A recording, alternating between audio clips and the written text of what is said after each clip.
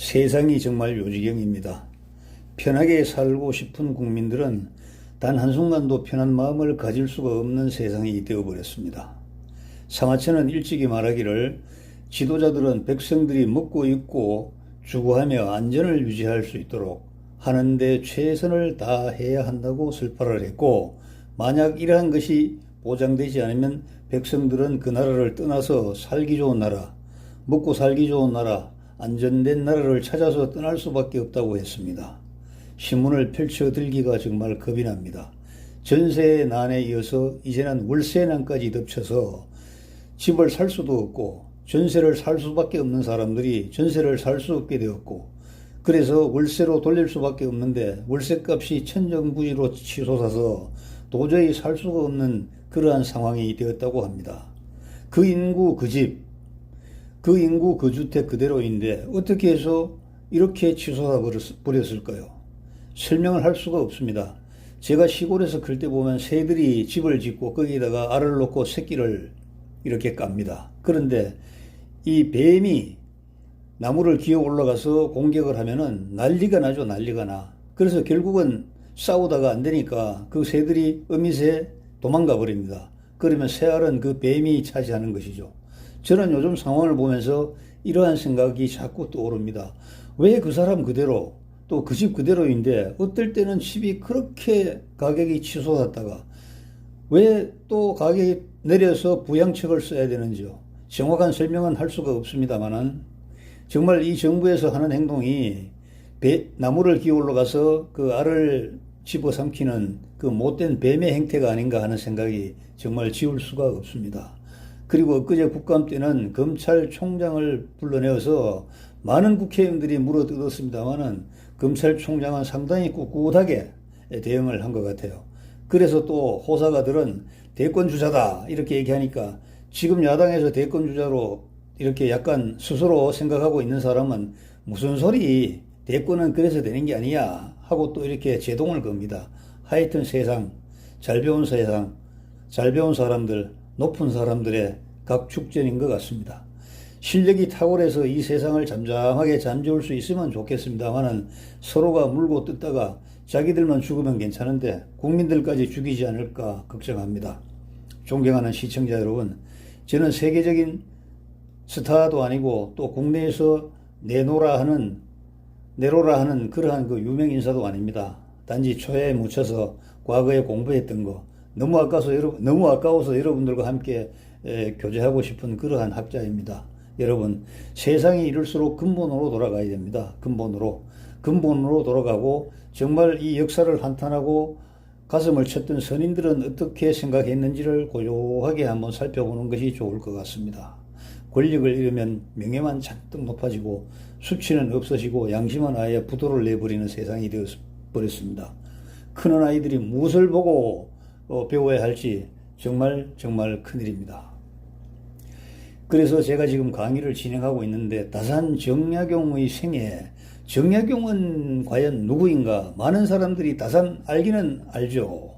뭐 강진의 예절량 이런 식으로 정약용 선생에 대해서 정확하게 알면은 이 시대 관리들이 어떻게 해야 되는가 가늠할 수가 있습니다.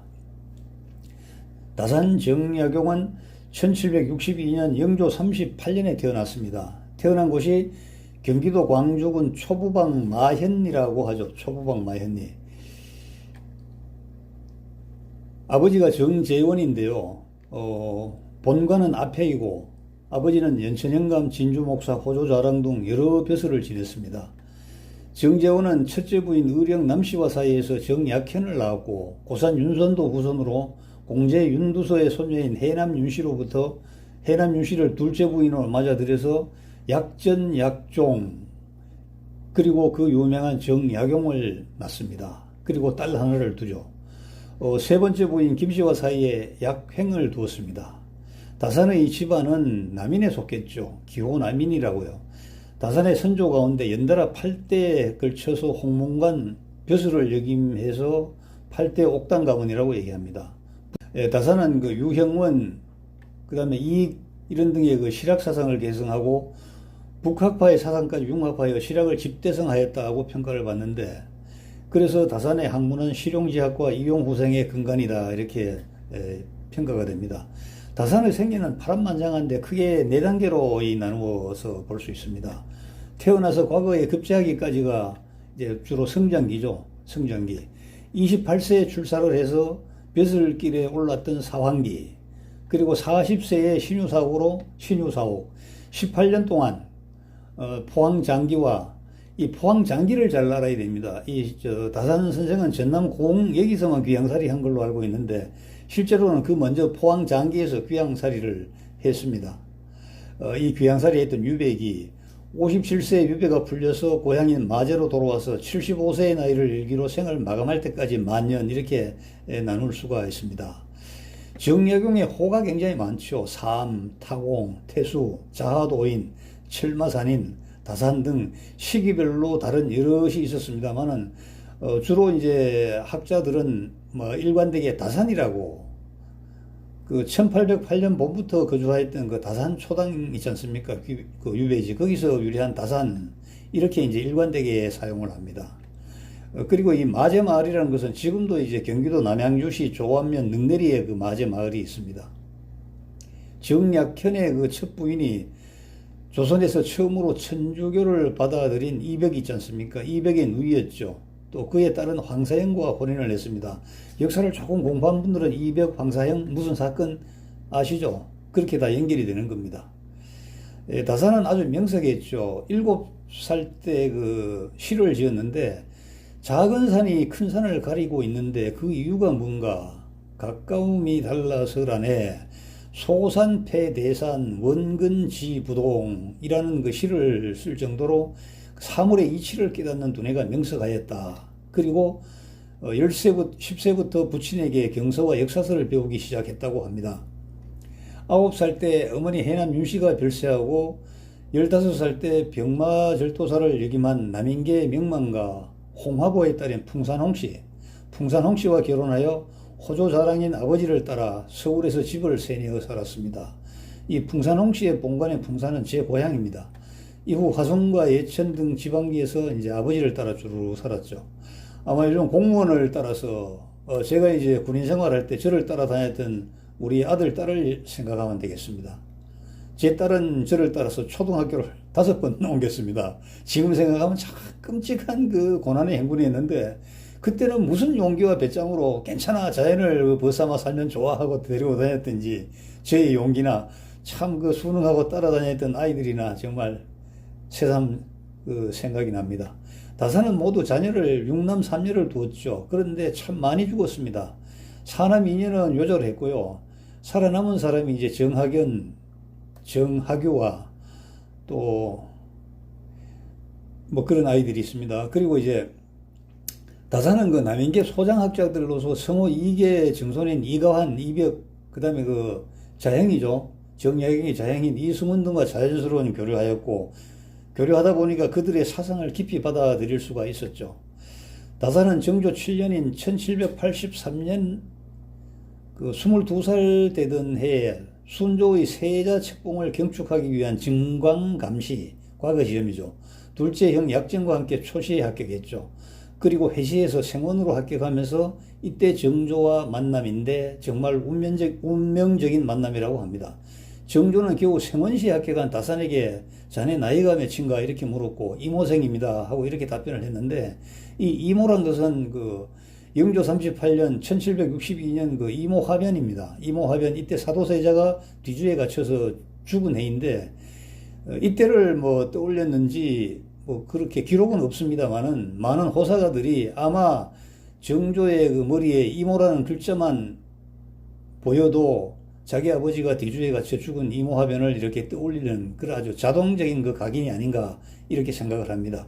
그래서 각별한 인연이라고 생각했는지 하여튼 그 이후에 17년간 동안이나 정조와 이 다산 정약용은 정말 각별한 총애와 인연이 시작되죠.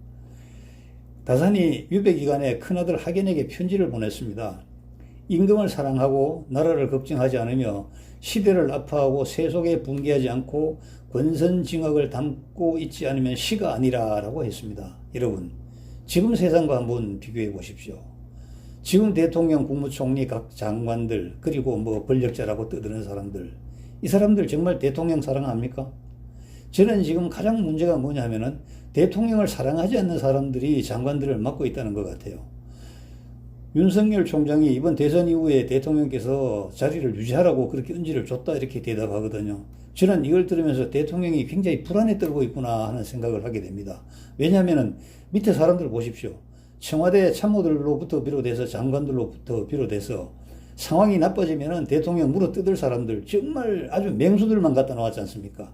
지금은 반대편을 보고 물어뜯지만은 저 이빨이요 어느 순간이 되면 자기 주군인 그 대통령을 물어뜯는데 서슴없이 동원이 됩니다. 저는 그렇게 생각해요.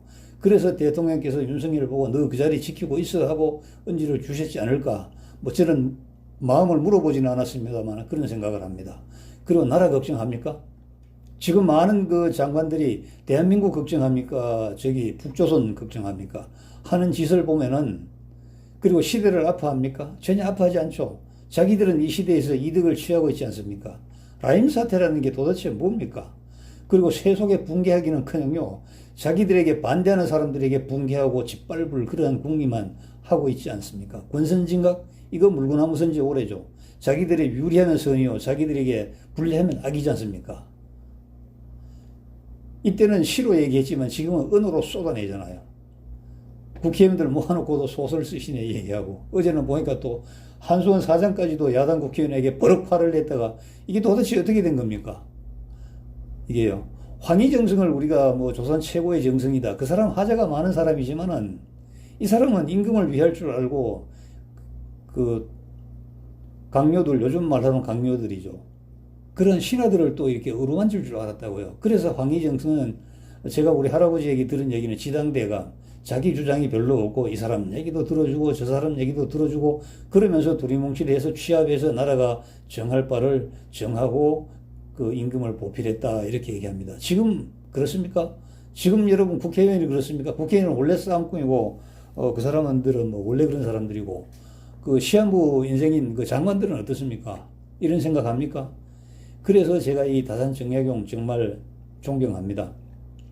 정인보 선생이 말하기를 정조는 정약용이 있었기에 정조일 수 있었고 정약용은 정조가 있었기에 약용일 수 있었다며 두 사람의 그 관계를 수어지교, 물과 고기의 그 어떤 교류 이렇게 표현을 하였죠. 한편 또 이와 같은 정조의 각별한 사랑으로 인해서 다산의 환란이 시작되었다고도 정인보는 얘기했는데 이거는 저도요 100분 이해하는 겁니다. 저는 뭐 크게 출세한 사람은 아니었습니다만은 고속 승진을 했는데 그 승진도 줄을 대서 한 게 아니고 남들이 못하는 일을 잘했기 때문에 승진을 했거든요. 그런데 나중에 뒤돌아보니까 동료들 있잖아요. 저 도움 받은 많은 사람들이 저를 물어 죽이기 위해서 온천지 돌아다니면서 날뛰더라고요. 사실 제가 이 유튜브 하는 거다 보면은 여러분 아시지만은 구독자 수가 지금 어제 30명입니다. 어제 보니까 초등학교 제 동창 그 임사장이 이제 가입을 했는데 이제 30명입니다. 저는 그 생각을 많이 했어요. 어제도 제가 일산 다녀오면서 생각을 했는데 그렇게 많이 알았던 사람들, 전화번호에 기록된 2,500명 사람들, 정말 친구들, 선배님들, 후배님들, 그리고 이 사회적으로 교류를 하면서 알게 된 많은 뭐 사람들. 이 유튜브 시작하면 애처로워서라도 구독 하나 눌러줄 것 같은데 아닙니다. 절대 아니더라고요. 그래서 저 얘들 어른들이 장사할 때 아는 사람하고는 장사하지 마라. 그리고 고향 사람들에게 기대해서 도움받을 생각하지 마라. 그런 얘기를 많이 합니다. 설마 했는데 역시 그건가요? 모르겠습니다. 제가 10,000명 돌파해가지고 그때 막 더해줘서 20,000명 되는 것은 제가 그때는 감사하겠지만 지금은 그 구글의 그 기준인 10,000,000명 구독자, 1,000명 구독자를 제가 모셔야 되는데 제가 홍보도 별로 하지 않는 성격인데다가 그렇습니다. 근데 많은 사람들이 보고는 그냥 나갑니다. 하여튼 과거에 합격하여 성균관에 입학한 다산은 성균관 시험 반제에서 중용에 관한 시제를 받았는데 이 다산은 원래 그 이황의 학설을 배운 남인계의 그 학자입니다. 그런데 답을 보니까 그 노론인 율곡 2의 기발설에 따라 답안을 작성하였다. 이 사문난적이죠. 어떻게 보면요. 큰 파문을 일으켰어요. 아니 자기의 스승인 그 어떤 그 학파의 태도의 그 의견을 쓰지 않고 정반대의 그 학파의 이론을 따라서 답안을 썼다 이거죠. 그래서 최정관들도 퇴계 이황 학설을 따를 것이라고 이렇게 관측했지만 반대로 율곡 이의 학설에 따라서 답안을 작성했습니다. 그런데 정조는 이것을 소신 있게 높이 평가한 것이죠. 아, 이런 사람이 바로 나라를 올바로 끄는데 보필을 할 사람이구나 이렇게 생각을 한 겁니다. 성균관에 들어가서도 성적은 항상 1등 아니면 2등인데 정작 대과에는 이게 급제가 안 되는 거예요. 그래서 4번이나 초시를 본 다산을 이제 위로하면서 정조가 하는 말이 자네는 실력은 장원이야. 그러나 아직 하늘이 정한 때가 이르지 않았기 때문이야. 이렇게 달래면서 그 처남에게 다산의 그 육촌 처남이 그 홍인호인데 승진인데 홍인호에게 이제 정조가 이렇게 말했답니다. 정아무개는 반드시 재상이 될 사람이야. 재상 이렇게 위로를 그렇게 넌지시 미래의 그 미래적 현실이죠. 미래의 다산은 반드시 이렇게 될 것이다라고 미리 예언을 하는 겁니다. 예측을 하는 것이죠. 물론 그 이면에는 나는 그 때가 되면은 다산 정약용을 재상으로 쓸 거야 하는 그런 그 본인의 어떤 의중을 나타낸 것이기도 하고요. 그래서 이거는 미래적 현실이라고 합니다. 6년이 지나서 정조 13년 1789년에 정약용이 28세 되던 해에 식년시에 이때 이제 그 과시 감독관이 누구냐 하면은 그 남인의 거두했던 최재공이라고요. 최재공이 참 아주 그 융화를 잘하는 그러한 그 인물입니다. 정조가 이 최재공을 감독관으로 임명하고 이때 다산이 급제해서 규장각의 초계문신으로 이제 발탁되게 됩니다. 이 초계문신이라는 게 뭘까요? 초계문신은 정조 5년부터 1800년까지 모두 10회에 걸쳐가지고 과거 시험을 거친 사람들 중에서 나이가 37살 이하의 문신을 규장각에 소속시켜 놓고 학문 연구를 하게 하고 그러니까 직책은 수행하지 않으면서 녹봉을 주고요. 지금 어디 가면 이게 흔적이 남아있냐 하면은 그 약수역 있잖아요. 응봉역. 그 응봉 한강 옆에 응봉 그 산 있죠. 옛날에 그 임금이 와서 거기서 매사냥을 했다는 그 옆에 가면은 이 흔적이 남아 있습니다. 그 초계 문신들이 와서 산과 강을 물을 보면서 이 공부에 전념했던 그러한 그 기록이 남아 있죠. 그래서 이때 보면 정약전, 정약용 형제를 포함해서 37세 이하 문신들을 규장각에 소속시켜서 학문 연구를 하게 하는 겁니다. 이때 정조가 정약용을 얼마나 사랑했는지 미리 기별을 넣는데요. 오늘 저녁은 배불리 먹지 말라 이렇게 얘기한답니다. 남들이 보면 꼭 암호 같은 전가를 해놓고 밤이 되면 반드시 진기한 특별 야식을 하세해서 정조에게 이게 특별한 그 사랑을 베푸는 그러한 모습을 보여줬다고 합니다. 그런데 참 이게 화근이죠, 화근. 이렇게 사랑을 하니까요. 기가 막힌 일이 벌어지지 않습니까? 정약용이 30살 됐던 1791년에 진산사건이 터집니다. 진산사건이라는 것은 전라도 진산에서 천주교 신자 윤지충과 권상현이 조상의 신주를 불태운 사건이 발생합니다. 윤지충은 다산의 외가 친척으로서 정조의 총애를 받던 다산을 비롯한 남인의 견제를 노리던 노론들에게 공격의 빌미를 주어서 다산은 정적들의 공격에 시달리게 되는 시초가 됩니다. 31살 때 수원 화성을 축조하라고 명령을 받았는데 이때 대신들이 전부 반대했습니다. 그 반대한 이유가 여러 가지가 있는데 기간이 너무 걸린다. 10년 걸린다. 그리고 또 뭐죠? 예산이 많이 들 것이다. 예산이 이렇게 이제 반대를 합니다. 그런데 다산 정약용은 이 명을 받고 2년 4개월인 28개월 만에 공사를 완료했습니다. 이때 그 유명한 거중기가 이제 동원이 되는데 도르래 원리를 이용해 가지고 24kg 정도의 힘을 가하면은 15톤의 암석을 들어 올릴 수 있게 하는 그 신기술 이 기계가 이때 나옵니다. 24kg는 그때 도량행으로 40근, 40근, 15톤은 25,000근 정도. 그 수원 화성 같은 데 보면 저 큰 돌을 어떻게 저기 올렸을까 이렇게 생각하는데 다 이 도르래 원리를 이용한 가중기를 이용해서 공사를 했던 것입니다. 그런데 공사비는 얼마나 절감했느냐? 4만 양이나 절감했다 이거예요. 그래서 공사 기간은 예상했던 것보다 7년 8개월이나 단축해서 모두를 놀라게 했다.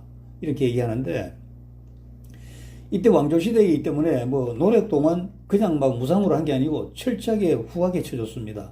그리고 그 성을 지으면서 그 포함되는 그 개인의 민간주택은요, 가구당 정확하게 돈을 쳐줬는데 플러스 알파를 더 쳐준 거예요. 왜냐하면은 그 조상 대대로 살아오던 그 쇠거지, 근거지를 상실하는 그 상실의 아픔에 따른 위로를 해줬던 겁니다. 절대로 공짜로 노동력을 착취하지 않았고, 그래서 나중에 이 노동력을 각 도에서 몇 명 보내라고 하면은 서로 여기에 가려고 막 지방에서 수령들이 뽑는데 애를 먹었대요. 이게 여러분들 무슨 생각납니까?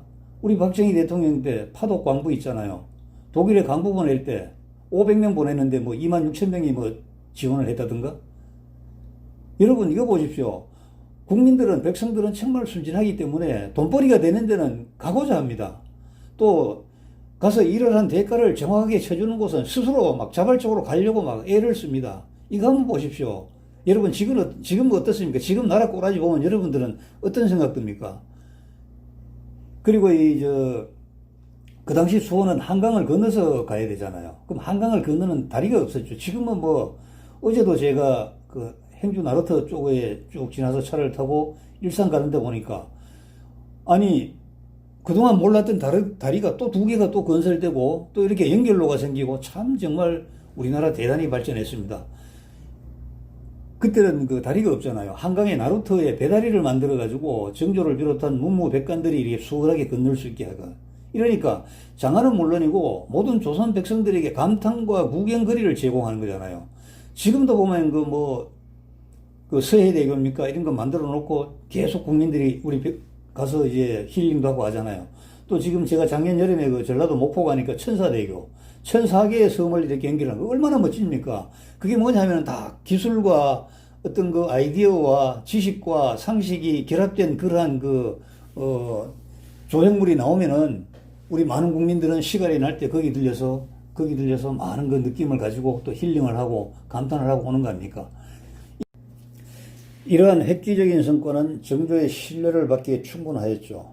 그런데 정조는 정약용이 노론의 공격 표적이라는 것을 알고 외직과 그 중앙직을 다니게 하면서 정조를 보호합니다. 예를 들면 33살의 경기도 북부 암행어사, 그리고 금정, 찰방, 곡산, 부사 등 외직으로 나가게 했죠. 그러면서 또 병조 담당 그 좌부승지, 그리고 형조 담당 동부승지, 그리고 정조 24년 1800년 39살 때 비로소 형조 참의에 임명되는 등 정조의 총애를 입어서 미래의 재상을 향한 에리트 코스를 밟게 되는 겁니다. 외직에 나갔을 때 백성들의 참혹상을 목격하고 또 건세에 눌러서 또 신음하는 그 백성들, 그리고 민폐를 끼치는 관리들을 처벌하도록 정조에게 보고하는 등 나름대로 역할을 다함으로써 역시 청렴하며 백성들을 위하는 그러한 관리라는 그 이름을 얻게 되는 것입니다. 하지만요, 그 대단한 그 불행한 일이 생깁니다. 1799년 1월 18일에 최재공이 죽습니다. 최재공은 그 정치적인 보호막 역할을 했던 사람인데 이 사람이 운명을 다하니까, 그런데다가 또 그 다음에 정조 24년 1800년에 6월 28일이죠. 정조마저 승하를 하자 세상의 변화를 감지한 다산, 그 세상이 변했죠. 지금 같으면은 요즘과 같은 그런 세상 아니겠습니까? 이명박, 박근혜, 지금으로 이어지는 정말 세상 변화 아닙니까? 적폐라는 그 두 단어에 완전히 그냥 박살을 내버리지 않습니까? 다산은 사직 상소를 내고 고향인 마제로 돌아와서 도덕경에 보면요, 머뭇 겨울 시내를 건너듯 해야 된다. 노자가 말했죠. 여해 약동섭천이라 조심조심 사방을 두려워하듯 여해 약외 살인이다. 이런 의미가 담긴 그 뜻인데, 여유당이라고요. 여유당. 여기서 이제 여와 유를 따와서 여유당이란 당호를 짓고 학문에 전념하지만 정적들의 공격을 피하지 못합니다. 조정의 주도권을 장악한 노론 벽파가 책농 사건을 일으키죠. 여러분 이거 요즘하고 너무나 똑같은 거 아닙니까? 꼭 보면 무슨 사건이 일어나죠. 저 지방에 신문 기사감도 안 되는 게 그 일면 그 메인 그 기사로 올라와요. 저도 오늘 기사도 보니까 그게 하나 있더라고요. 신문 3개를 제가 이렇게 분석을 해보니까 책농 사건을 일으켰는데요. 이 책농 사건이 뭐냐면요. 다산의 셋째인 그 약종형이 그 신부들과 주고받았던 그 서찰 등을 그 바구니에 보관했는데 이것을 안전한 곳으로 옮기려다가 한송부에 있는 표교에 의해서 입수되어 가지고 이때 뭐 일망타진되죠. 전 뭐 공조판서 이가한, 전 천안현감 이승훈, 또 전승지 정여경을 국문하라는 사원부의 그 장계가 올라가죠. 그래서 이승훈, 정혁종, 최필공, 홍교만, 홍남민, 최창현 등 주축들은 참수를 당했습니다. 머리를 잘려서요. 그리고 이가한과 건철씨는 고문을 못 이겨 옥사했고요. 다산은 서학을 읽어보았지만 더 더럽다. 그래서 더 이상 빠지지 않으려고 나는 멀리 했다. 이게 기록에도 나오는데, 그러니까 기록에 나오니까 죽이지는 못하고, 지금하고 여러분 너무 똑같지 않습니까? 이거 꼭 죽여야 되는데 죽이지는 못하고요. 그때 이제 경상북도 포항시 장기면에 있는 그 마현리가 있어요. 그리로 유배를 보냅니다. 제가 이 장기면 면사무소 그 문화 홍보 담당하고 제가 통화를 해봤는데 이 사실을 아느냐 하니까 모른다 하더라고요. 그래서 아니 다산이 분명히 여기서 첫 유배지인데 왜 여기서는 그 역사 유적지로 발전시키지 않느냐, 내 아이디어 줄 테니까 한번 해보시라 이렇게 얘기를 했습니다. 그 책농 사건을 일으켜가지고 이제 투옥되었다가 또 추록되고 또 그 다음에 이제 또 사건이 하나 또 있죠. 신유 사옥이라는 게 있어요. 황사형 백서 사건으로 다시 서울로 압송돼 가지고 이때 다시 강진으로 유배를 됩니다. 이때는 저 형인 정약정과 같이 가는데 형은 흑산도로 유배 가고, 예. 그래서 같이 내려가다가 나주 율정이라는 곳에서 헤어졌죠. 그 정말 이별의 아픔을 시로 주고받았는데 그 이후에 한 번도 만나지 못하고 형 약전은 흑산도와 우이도에서 16년 유배 생활을 하다가 죽고 다산은 17년 후인 고향인 마제로 귀향했습니다. 사실 이 정약전 그 형도 흑산도에 가가지고 아주 귀한 자료를 남깁니다. 물고기의 그 종류를 잘 이렇게 관찰해서 기록으로 남겼는데 그게 지금 현재 전해지고 있습니다.